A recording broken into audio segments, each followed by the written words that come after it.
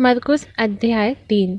और वे आराधनालय में फिर गया और वहाँ एक मनुष्य था जिसका हाथ सूख गया था, और वे उस पर दोष लगाने के लिए उसकी घात में लगे हुए थे कि देखें वह सब्त के दिन में उसे चंगा करता है कि नहीं। उसने सूखे हाथ वाले मनुष्य से कहा, बीच में खड़ा हो, और उनसे कहा, क्या सब्त के दिन भला करना उचित है या बुरा करना, प्राण को बचाना या मारना?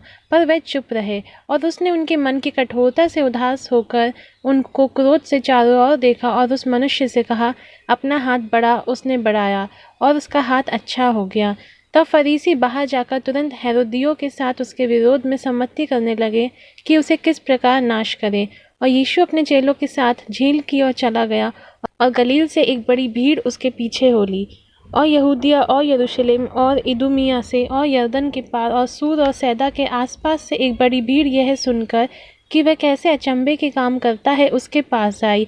और उसने अपने चेलों से कहा, भीड़ के कारण एक छोटी नाव मेरे लिए तैयार रहे ताकि वह मुझे दबा न सकें, क्योंकि उसने बहुतों को चंगा किया था, इसलिए जितने लोग रोग से ग्रसित थे उसे छूने के लिए उस पर गिरे पड़ते थे। और अशुद्ध आत्माएं भी जब उसे देखती थी तो उसके आगे गिर पड़ती थी और चिल्ला कर कहती थी कि तू परमेश्वर का पुत्र है।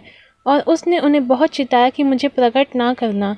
फिर वह पहाड़ पर चढ़ गया और जिन्हें वह चाहता था उन्हें अपने पास बुलाया, और वह उसके पास चले आए। तब उसने 12 पुरुषों को नियुक्त किया कि वह उसके साथ साथ रहें, और वह उन्हें भेजे कि प्रचार करें और दुष्ट आत्माओं के निकालने का अधिकार रखें।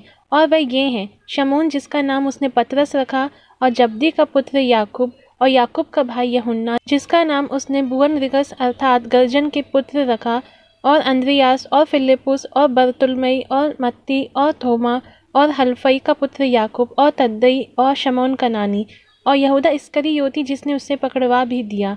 और वह घर में आया और ऐसी बड़ी भीड़ हो गई कि वह रोटी भी ना खा सके।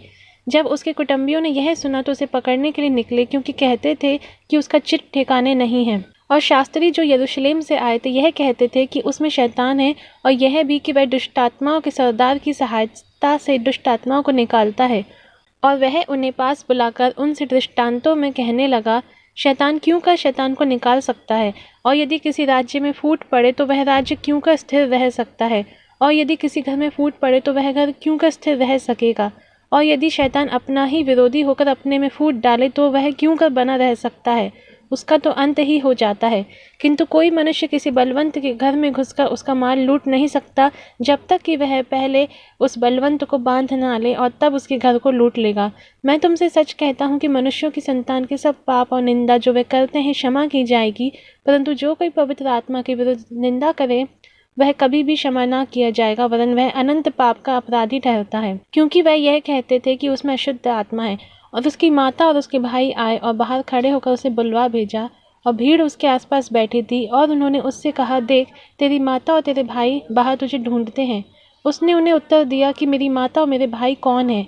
और उन पर जो उसके आसपास बैठे थे दृष्टि करके कहा, देखो, मेरी माता और मेरे भाई यह हैं। क्योंकि जो कोई परमेश्वर की इच्छा पर चले वही मेरा भाई और बहन और माता है।